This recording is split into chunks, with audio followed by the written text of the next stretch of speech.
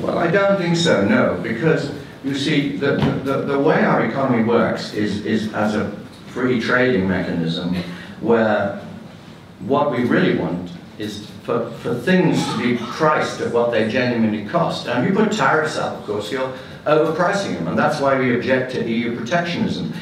The issue of deficits, you see, on trade is really much more about running our own economy. I mean, our problem has been not the EU deficit, but the fact that 3 years ago, we ran a deficit on current account of 7% of GDP.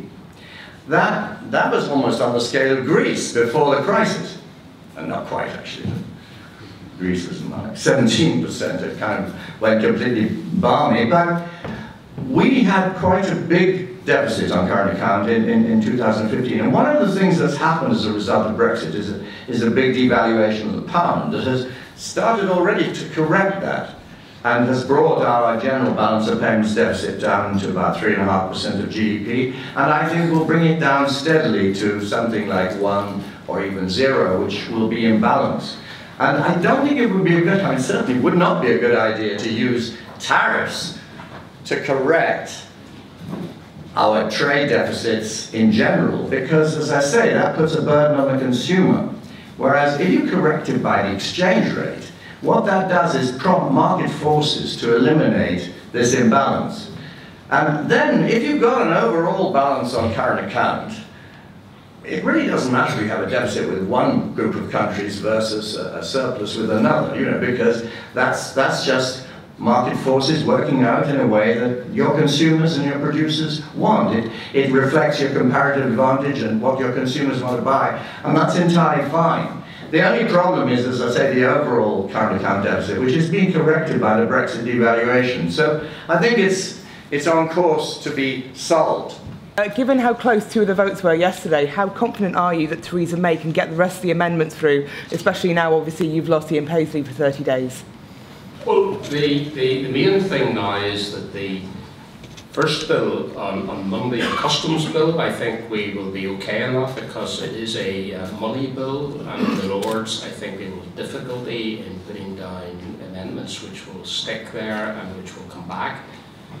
Trade bill, clearly there's an issue about the amendment that was passed on the Medicines Agency, but I think that it's an effective amendment. It doesn't actually stack up, so that'll have to be corrected in the Lords or back in the Commons. Just, you know, the government has said it wants to be, you know, associated with some projects and things that are good for the UK if it's our mutual interest, but we can't sort of just be a member and just take the rules and pay in and all that stuff. I think that most of the legislation now, the big legislation was the EU withdrawal bill, and obviously that's now got royal assent.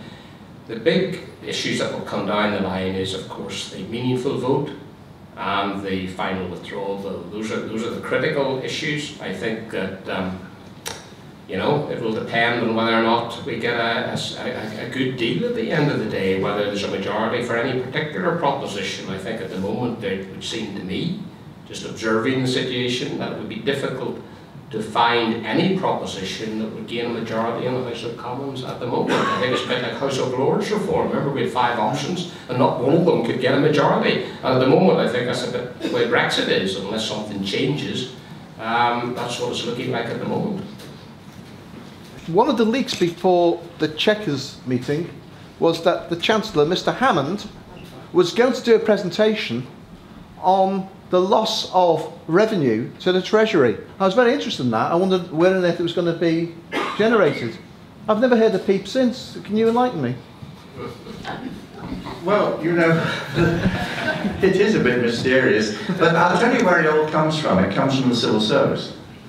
The civil service, I think, probably under the protection of Mrs. May, produced something called the Cross-Whitehall report on Brexit, which was leaked to BuzzFeed. Do you remember all that? Yes. I always called it the BuzzFeed report because I think it's such a lovely way to leak things to BuzzFeed. Anyway, it buzzed around a lot as a result.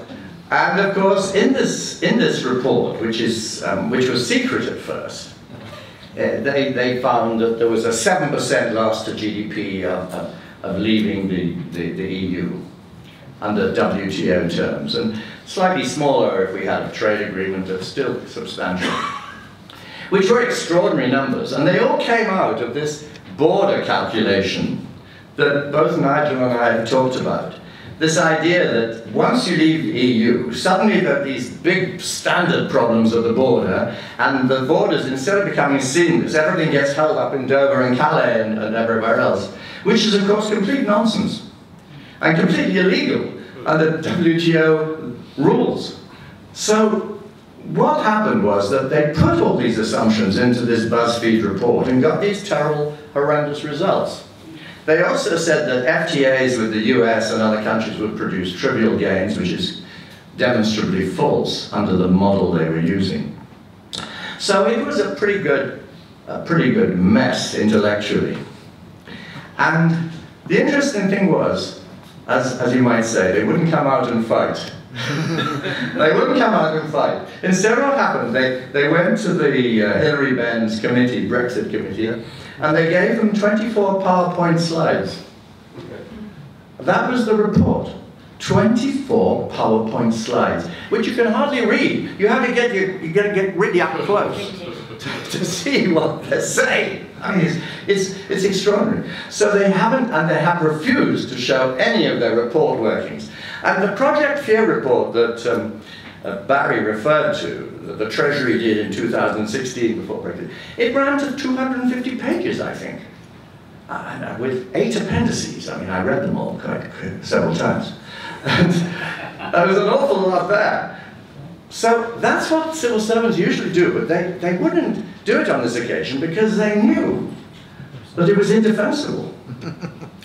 And they won't come up from fight because they know it is intellectually indefensible in terms of the things that Nigel and I have said about borders, standards, normal trade relations under WTO. But it was used to terrorize the public, you know, and to terrorize everybody into thinking that, oh gosh, if we left under sensible conditions WTO rules, there'd be a terrible disaster. Of course, it's not true. It's the opposite is the truth. If we leave under WTO rules, we get a proper Brexit, as Nigel has described. And that gives us huge gains, because we go to free trade under an organization that regulates most of the trade in the world, including most of our trade, by the way, is already. So it's all nonsense. And it was basically concocted in order to terrorize politicians and public opinion into accepting what have now become the Chequers proposals, which are effectively to keep us in the EU. So loss of tax revenue, where does he generate that from? Well, it comes, if GDP falls 7%, you lose 10% tax revenue. So that's what all these... Yeah, that's where it all comes from. I mean, it's very straightforward arithmetic. Basically, the gearing of revenue is 1.5 to the GDP. I thought it was loss of common external tariff, which you give to the... No, it's got nothing to do with any of that. It's just straight, plain, loss of GDP, loss of revenue. Right, okay. It's plain vanilla. Yeah. And it's nothing else. There's nothing else in there. One of the big features of the debate has been about this no-deal proposition. Now, I think it's actually misleading because what they haven't considered is Article 24 of the WTO treaty, which states even if we don't leave without a deal, we revert to the same standards for 10 years. So in other words, we negotiate out of the EU with the same agreement that we have now, but onto WTO terms over the next 10 years. Why haven't people talked about this? Because it seems to me that they're missing the point that it's basically bigging up Project Fear, and this is not Project Fear, this is Project Truth. I think that this has been pointed out by a number of politicians and some commentators, but of course it doesn't suit the agenda. I mean, the no-deal scenario was painted as the worst outcome of all. And of course, you know, let's make it very, very clear. You know, a no deal is better than a bad deal. I totally agree with that. But a good deal is better than a no deal. You know, let's not get carried away. I mean, my view is that if we could get a good deal, that's in the interests of everybody, the EU and the UK. But if we can't get a good deal, and certainly the EU haven't shown much signs of being prepared to negotiate in any way sensibly or to take into account even their own economic interests, and the interests of some of their industries, it's all about the project, federalism, keeping the EU united. Well then, you know, if we're faced with a bad deal, then a no deal becomes the option that is on the table. And you're right to point out, as Patrick has already pointed out, that some of the fear that's around that is actually not borne out by the facts when you actually study them, and that's the reality. But nobody wants to talk about that, because then that explodes the myths about why you have to agree to a bad deal. Mm. Yes. Yes, sir. White shirt. Yes. Can you just stand up and briefly give your question? Thank you. My name is Brian Weller. Sorry, it's another economics question. Do you know anything more about the Governor of the Bank of England's speech about the 30 trillion banking contracts between the EU and UK, which it need to be dealt with another deal for? Well, this is a highly technical legal aspect, and I'm not an expert on this, but my friend Barney Reynolds from Chequers has explained at length that this is not a problem. The legal situation is something that can easily be dealt with for all contracts that are involved in this business. And the Bank of England has said that they'll deal with this problem as well. Stand behind it in case there's any difficulties. So this is a non-problem, essentially. When do we find out about it? Where do you find out about it? Well, it's a quite highly technical legal issue about, you know, contingent circumstances where contracts might not be binding and so on and so forth. But my understanding, all these contracts are issued under UK common law, which is able to deal with these things. If you want to read further on this, look up Barney Reynolds' writings. Thank you. Thank you. Yes. Yes, sir. A question. My name is Peter Todd. A question for Mr. Dodds. I was watching the Parliament programme yesterday and saw the exiting the EU Select Committee with three witnesses on it. I think the first one was Professor Michael Dugan or Duggan. I think the first one was Professor Michael Dugan or Duggan. Henry Newman of Open Europe was another one, and there was a lady from the IOD who I think was their economics person.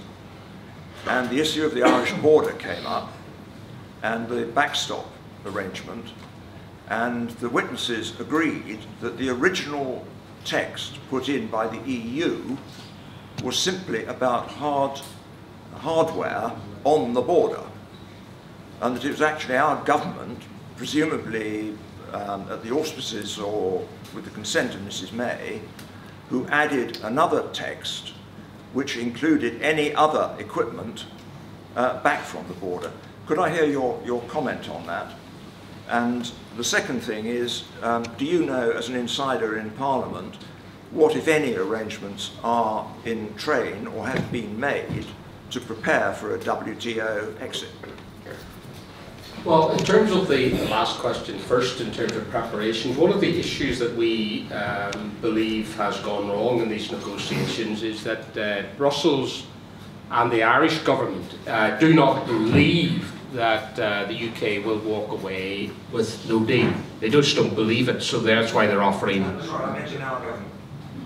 I meant the preparation. Oh, the preparation, yes. Well, what I'm saying is they don't believe, the people that we're negotiating with don't believe, because there hasn't been sufficient preparations made by our government for a no-deal scenario. Indeed, one of the decisions we were discussing this evening was that you've got to make preparations that are credible now, even at this late stage. It may be a bit late, but it's better late than never.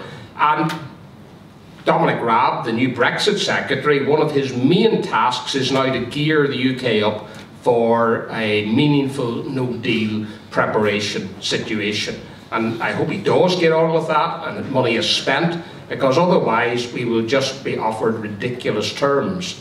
On the other issue that you raised, yes, I mean, one of the issues about the backstop proposal, which was part of, there were three issues in the December agreement, which was the citizenship rights, the money, and the backstop, the Irish backstop. One of the problems that we faced, we were talking to our government about the issue, But one of the reasons why we ended up having to pull Mrs. May back from Brussels and spending the next week actually getting changes made to that, and she even agreed at the end of the week that it was a much better document. One of the reasons why she ended up in that terrible situation is because she didn't actually share any text with us. Once we saw the text on the morning, we realised it was totally defective. And maybe it's the lawyer in me, but I never believe what other politicians tell me. I want to believe what's written down in legal text. And that's why we insist from now on that the legal text is in front of us, and when we see it, then we decide whether it's good, bad, or indifferent. So yes, there were problems about the formulation of that. I think we got it much better, but having the backstop at all was a big mistake negotiating-wise because of the reasons that I've outlined previously. Patrick, what's your view on the scale of issues that need to be addressed in the event of no deal?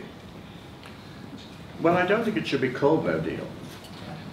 I think it should be called leaving under free trade WTO rules.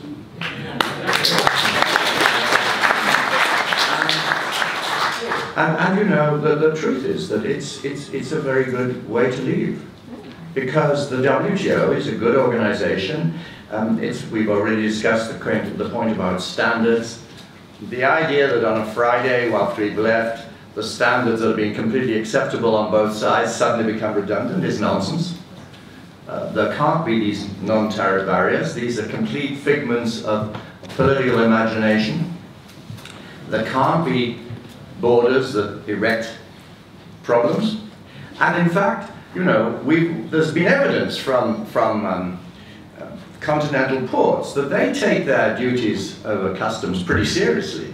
And their businesses, they need to get up to the challenge. And if we leave under WTO rules for free trade, then they will have to process the UK goods coming into the EU and vice versa in a seamless manner. And the idea that they're going to allow queues to develop is nonsense, because their business model will go to hell in a handcart, and they will be in violation of WTO rules, which mandate seamless borders. Now, of course, it might be for a day or two things don't work out. I mean, that's life, isn't it? That we might get the odd glitch, you know, on day one or day two. But this is what the law says has to happen. And these customs people must operate the standards that currently exist. Thank you. Yes, sir. My name is Richard Stevens. When, in terms of parliamentary and executive timetabling, and this is more a question to Mr. Dodds, when will we know as the public that we are moving towards as Patrick, as the professor said, a WTO free trade agreement on WTO terms as opposed to having a free trade agreement with the EU? Will it be actually on the day of us leaving March 2019, or will the public be informed sometime, I don't know, in December or January of 2019 that we are, in 2 months' time, we're going towards WTO as opposed to free trade? Well, that's a very, very good question, and I hesitate to answer anything with any degree of certainty now about any kind of timetable, given that you know, all sorts of predictions have been found to be false and turned out to be wrong. The plan is that this should all be agreed by October. One of the issues that we're concerned about, just in parentheses, I should have said it, is that, you know, the European Union are saying, Michel Barnier, that the withdrawal agreement, the transition, the money, the citizenship rights, and the Northern Ireland border has to be legally watertight and agreed by October. But we'll talk about the future trade relationship and get some kind of framework outline. My point is, if we're going to have legally binding commitments on handing over our money, we need to be absolutely certain of what we're going to get in return, not some kind of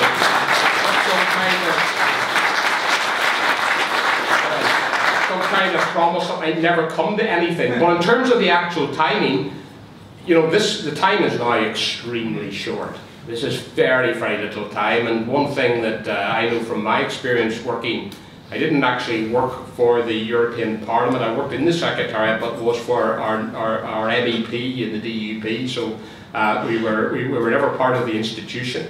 But the reality is that what I always learned about the European institution is that it takes August off. I mean, there is the European Commission, the European Parliament, the European Task Force will stop work at the start of August and will not return, no matter what the issues are, no matter what. So the time is extremely short to get any agreement at all. There is speculation that the Council may not come to any agreement, may go on in November, maybe December. Some people are saying it may even be February.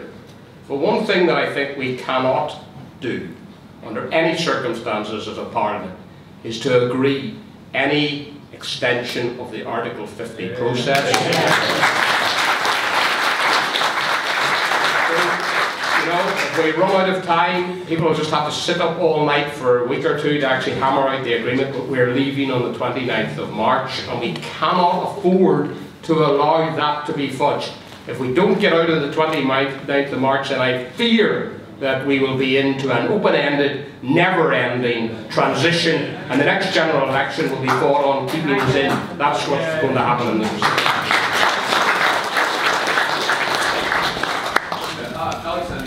A question for Mr. Dodds on parliamentary arithmetic and legal effect, actually. If there's no parliamentary majority for any particular proposition, do you believe it's now the case with the Withdrawal Act having been passed that the default position is leaving the EU in March on WTO terms? Because the commentariat seems to say there's no majority for a hard Brexit, as they put it. First bit. And the second question is, do you believe there's any chance Parliament would pass a withdrawal agreement paying £39 billion and entrenching a draconian backstop without an agreement on trade? Well, I think the second question, I think it's, I certainly think that would be a very difficult proposition. I don't think there would be support for people to hand over money of that and then try some kind of backstop without knowing what you're signing up to and be guaranteed that it was in the interests of the UK. So I certainly wouldn't vote for that proposition. In terms of the overall situation, yeah, the default at the moment is that Article 50 has been invoked. We're leaving on the 29th of March. However, we've got to realise that at the end of the day, Parliament is sovereign, and you know, there is the possibility that Parliament could decide in some shape or form, unlikely as it is, because the political consequences of it, I think, would be catastrophic for both the Conservative and the Labour Party to defy the will of the people. But it is not beyond the possibility legally for Parliament to pass a law which says we mandate the government to go to the European Union and ask for an extension of the Article 50 process, because that's provided for in Article 50, if with the agreement of the European Union. The European Union has to agree to that, and I'm sure they would. So that is possible legally. I think politically it would be the death warrant of the Conservative Party in the south of England and the Labour Party in the north of England. I think it would be a revolution people would not stand for. Yes, sir. Again, Andrew Smith. The last point you just made, sir, I wonder whether the political class, and particularly the Labour and Conservative parties, realise how close they are to that outcome already. From my observation, people involved in politics and people just around my local town, the contempt for Parliament and politicians now is an order of magnitude greater than it was after the Spencer scandal. Well, I think that part of the frustration is, and the thing we hear all the time is, just get on with it. You know, that's the argument that you hear. So people, that's why I say that whilst there are legal scenarios that you could paint and technical ideas, it's bad enough, as you say, at the moment, but if Parliament were to suggest going down that road, I think people would be out on the streets. I mean, I think they do. I think at that stage, all bets are off as far as the political class are concerned. So, look, I think we will be leaving. I have no doubt about that. It's the terms on which we leave that now remain to be to be hammered out. But look, people were very clear when they voted. This idea that people didn't know what they were voting for. They knew that leaving the European Union was a heck of a big step. They knew that. They knew that it meant an awfully big decision for this country. To think that basically it was only a minor thing, we'll stay inside the single market of customs union, it only meant we didn't send MEPs, or we didn't do this. Of course people realised it was a momentous decision. They realised there would be momentous consequences. They may not have across all the detail of every single issue they got, but they knew it was a big, big step. So I believe that people knew full well what they were voting for, and the government and Parliament needs to get on. One of the tragedies is that the Labour Party, which did sign up to getting us out of the European Union, has reneged completely now on delivering the verdict of many of its electors, and is entirely interested now. We can fault the Conservative Party for many things, the lack of preparation, the refusing to even contemplate a result which happened in the Brexit referendum and what's all happened since. But the Labour Party has decided that its only focus is getting a general election and defeating the government. It doesn't care really about the Brexit referendum, it just wants to defeat the Tories. Now that's okay, but when you have had handed over a major decision to the people, then it's incumbent on all parliamentarians to actually deliver it, not try to thwart it.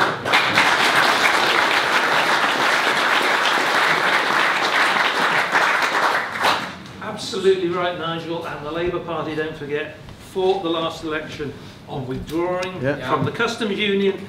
Last night, every one of them, except 4 true Brexiteers, voted to go back into the customs union.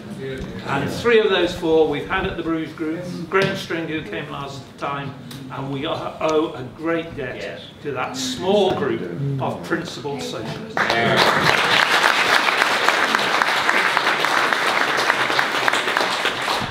So, great. This gentleman here, I'll come to you later. No, yes, you sir. Me? No, me. Chap of the green. Oh, sorry. Yeah. Oh, me. Which one? Sorry, man. Barry, which one? You have your question, sir. All right, okay.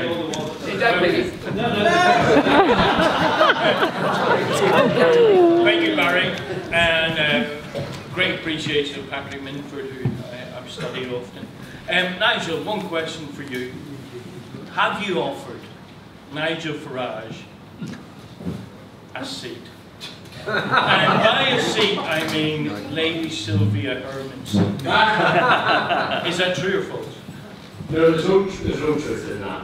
Absolutely. No, well, the leadership of the Democratic Unionist Party, the membership is open to anyone to apply. We've had no application and no discussions with Nigel about joining the DUP, but that's a matter for him to consider going forward. But certainly it hasn't been on the agenda. No. Thank you very much for that. Yes, sir. Gentleman in the shirt. In the shirt.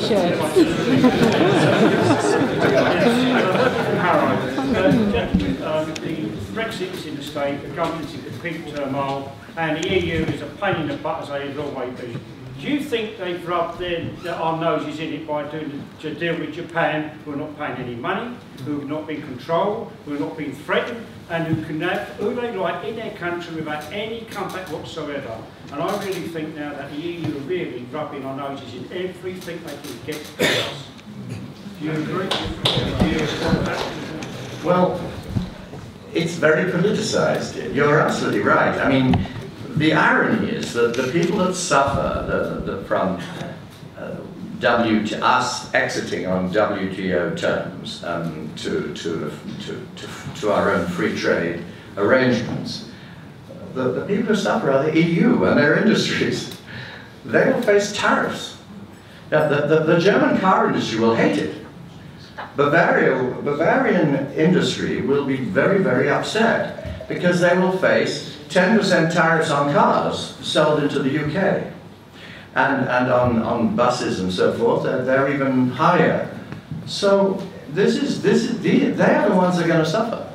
So it's ironic, really, and it illustrates your point that what has happened is politicization inside the EU. The federalists have taken over and are determined to score points, even though it's against the economic interests of EU industry and consumers and people generally.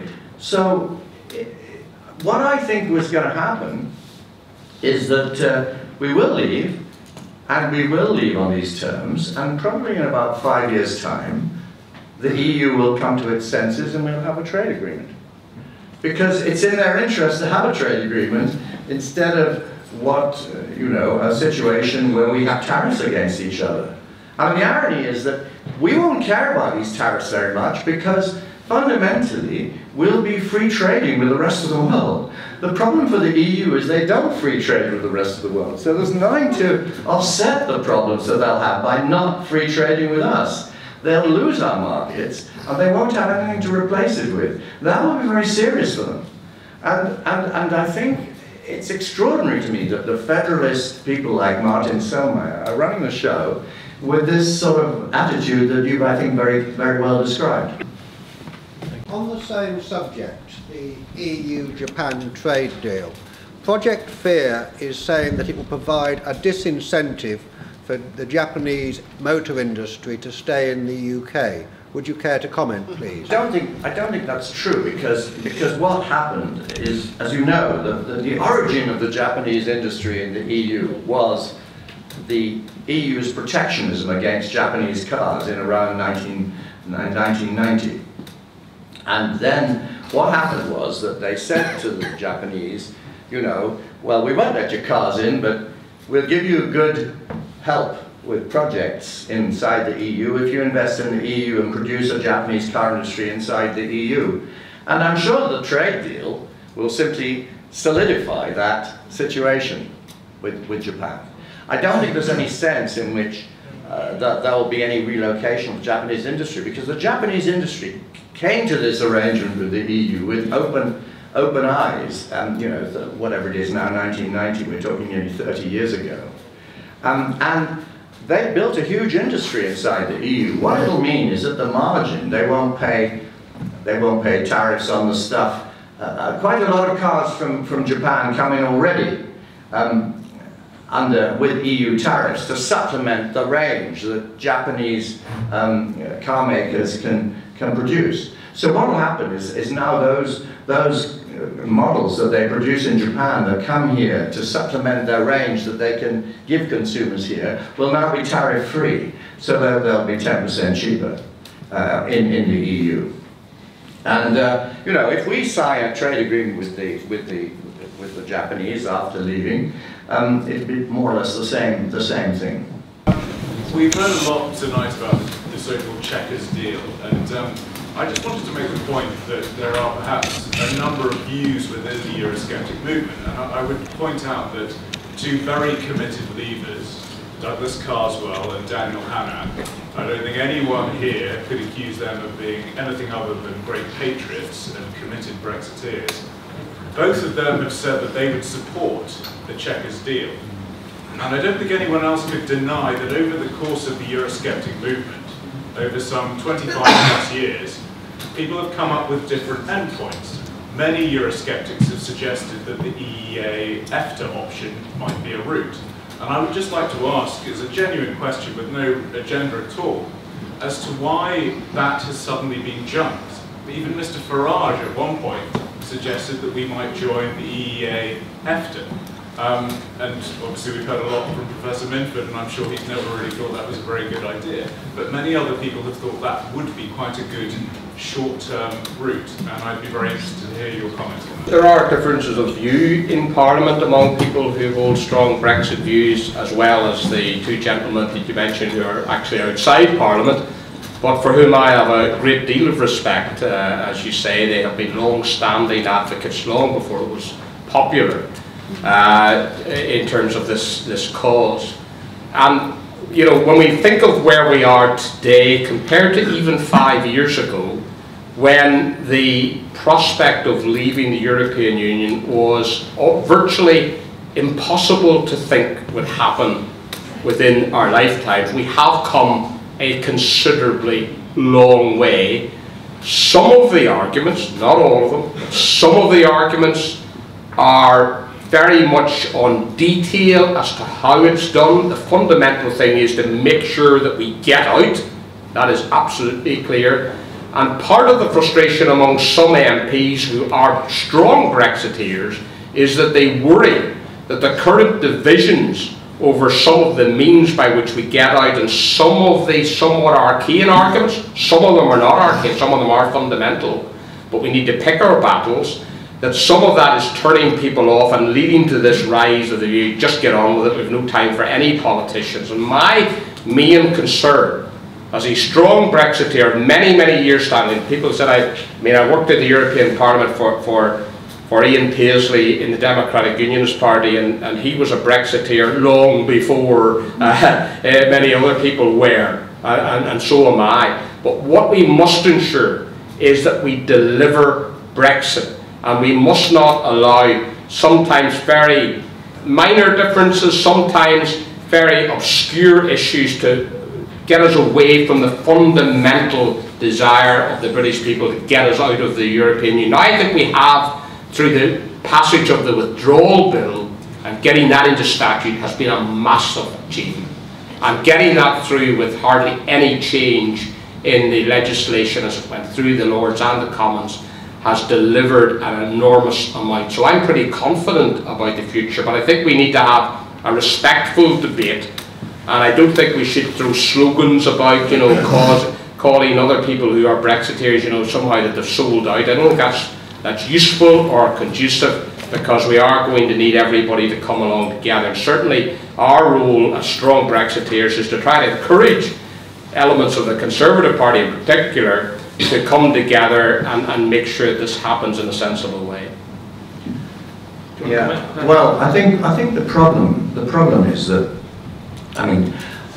Dan Hannan is one of the group of so-called hedgers, I think is called, the group that really think the main thing is to get out, and then you can move.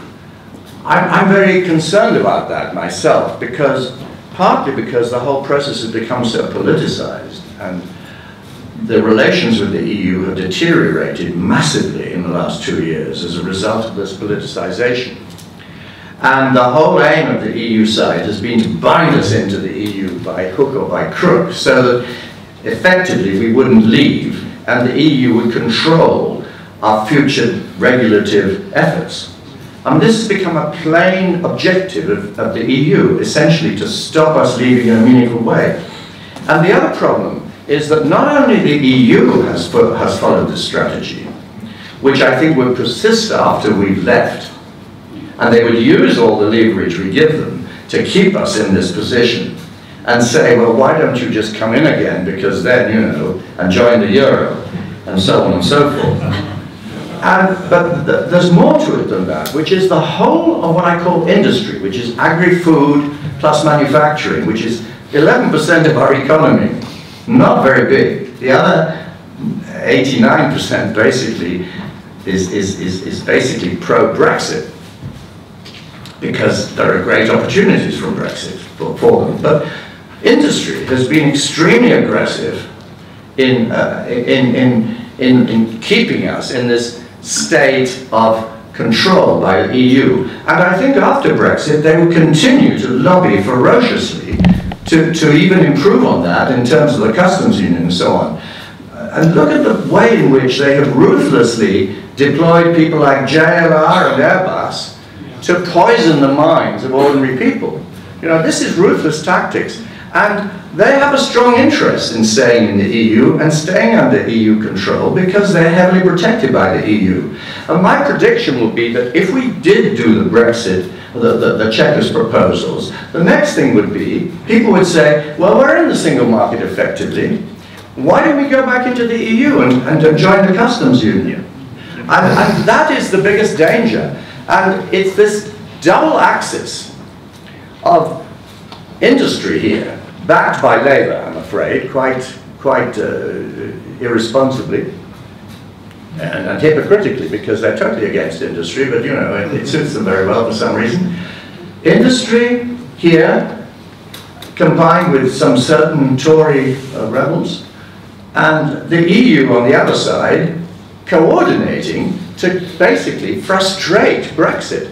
And this is where I think at one point Dan Hammond argued that we should join the EEA as a sort of a motorway out of the EU. You know, you get to the first pit stop and have a cup of coffee, and it's the EEA, and then later on you move down the motorway to full exit. But I think the big worry about what's happening with the Chequers proposals is it's not like that at all. It's not even suggested it's going to be like that. It's basically, we will, because the Chequers proposals bind us into keeping standards exactly the way they are forever and ever. And that is the big worry, that industry will then resist any attempt to go further down the motorway, and so will the EU. And what will happen is both of these parties will gang up on the rest of us, that's all of you and British public opinion, and terrorize us in the same arguments that Airbus has used, that you better jolly well stay in this or you lose all those jobs in Bolton, which of course is complete nonsense. Complete nonsense. So I think we have to have this fight now. And I'm very worried about surrendering on this fight now, because I think if we surrender on this fight now, we'll never get up and fight again, because industry will sit on our heads and terrorize us.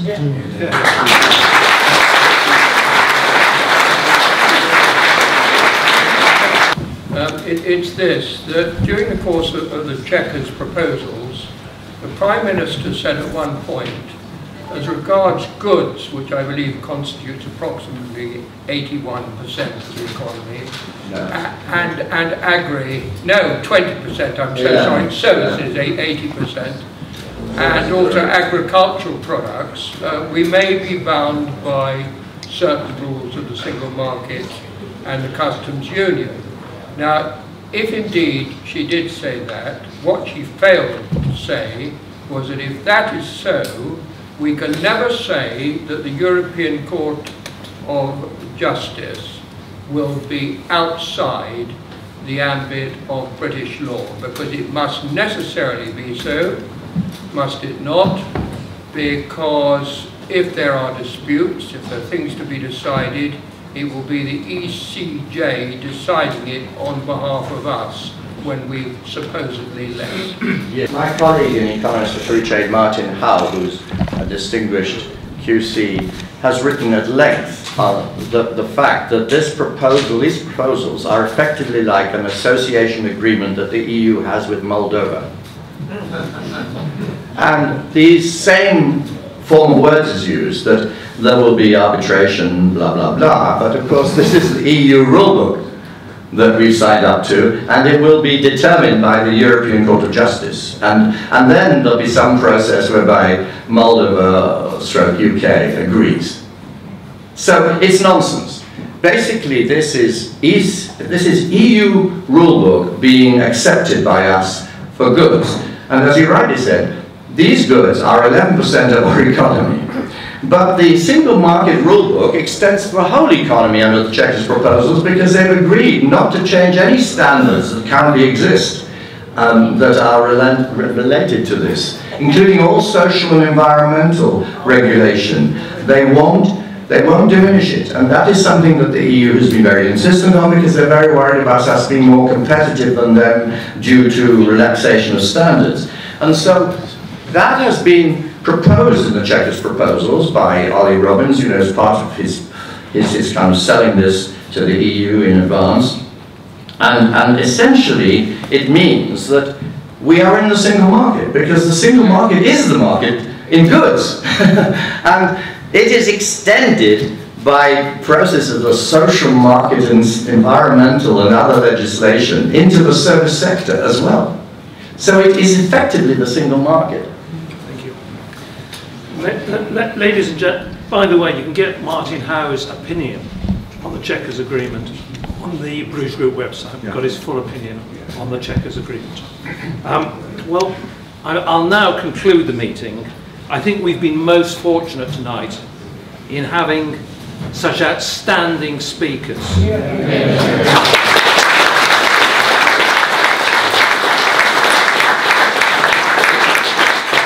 I think that one of the benefits of the general election result that we had a year ago was that Nigel Dodds actually came more to the fore. Tonight, I think, Nigel has demonstrated tremendous expertise, knowledge and conviction. And I think that now the DUP have got much influence with the government, the more influence that Nigel can have with the Prime Minister in these very important days, the better for all of us.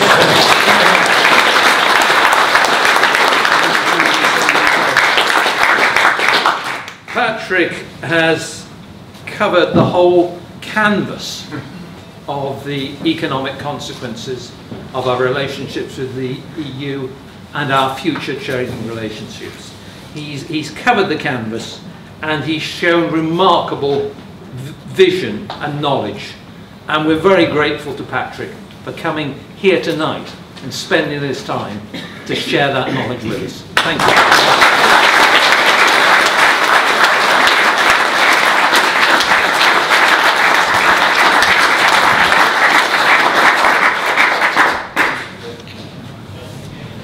That's it.